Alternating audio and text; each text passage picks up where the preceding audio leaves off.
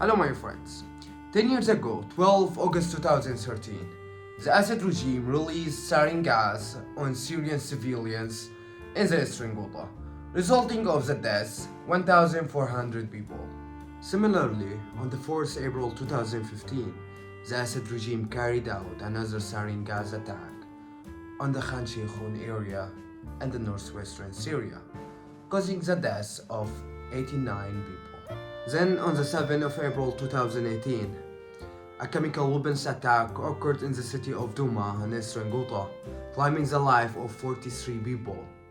Those are not mere numbers. They represent the horrifying reality of the Syrian war. In a report published in 2022, the United Nations documented the killing of over 300,000 people in the Syrian war. Let us assume that the number is accurate for the sake of discussion. The scale of this loss on life is unimaginable, and it reflects the immense suffering endured by the Syrian people.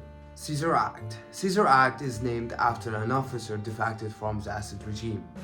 He leaked 55,000 photos in 2014, revealing the torture and deaths of 11,000 detainees in regime prisons. 11,000 detainees in 2014. This act exposed the brutalities committed by the Assad regime and shed light on the grave human rights violations taking place. Additionally, more than 14 million Syrians have been displaced or become refugees, seeking shelter in 130 countries around the world, most of them living in challenging conditions. After 12 years of the war, the Assad regime, supported by Russia and Iran, and isolated internationally and in the Arab world, was invited to the Arab Summit in Jeddah, in the presence of the Arab countries and the Ukrainian president. The interesting thing is that when the Ukrainian president started his speech, Bashar al-Assad, along with the Syrian delegation, took off the translation headphones, refusing to listen to the Ukrainian president's speech, in which he spoke about Russia's brutality and massacre in Syria and Ukraine. He took off his headphones with all insolence. Here you will discern the contrasting qualities between a president who is genuinely devoted to the welfare of his people, diligently safeguarding their interests, prioritizing their security, and relentlessly advocating on their behalf, versus a criminal who is responsible for death, displacement, and imprisonment of his own citizens. The question arises, how is Syria being allowed to rejoin the Arab League? How is the criminal dictator be welcomed back? How they had an eye to look at him? How they can say hello to him and laugh in his face? Isn't that an underestimation of the Syrian people, their blood, their struggle? Isn't that disgrace? Finding a solution for Syria after 12 years of war is undoubtedly challenging.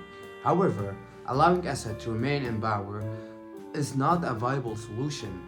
The return of refugees and displaced people under his rule seems implausible and unacceptable. The only solution lies on removing his oppressive regime and ending its brutality. Having dedicated years of struggle, sacrificed education, lost loved ones, and become refugees, the idea of returning back to Assad's rule is unacceptable. We, the Syrian people, have chosen our path and will continue to pursue it. Our fight for freedom is ongoing, and we will not betray those people who sacrificed their lives for this revolution. We will not let down the thousands of detainees who are waiting for victory and freedom. Promises and lies and a return to the rule of those who tortured them are not what they need, I think. And as a Syrian, I will fight for my freedom regardless for who supports or opposes me. My case is rooted in truth, and I will retreat from it, even at the cost of my life.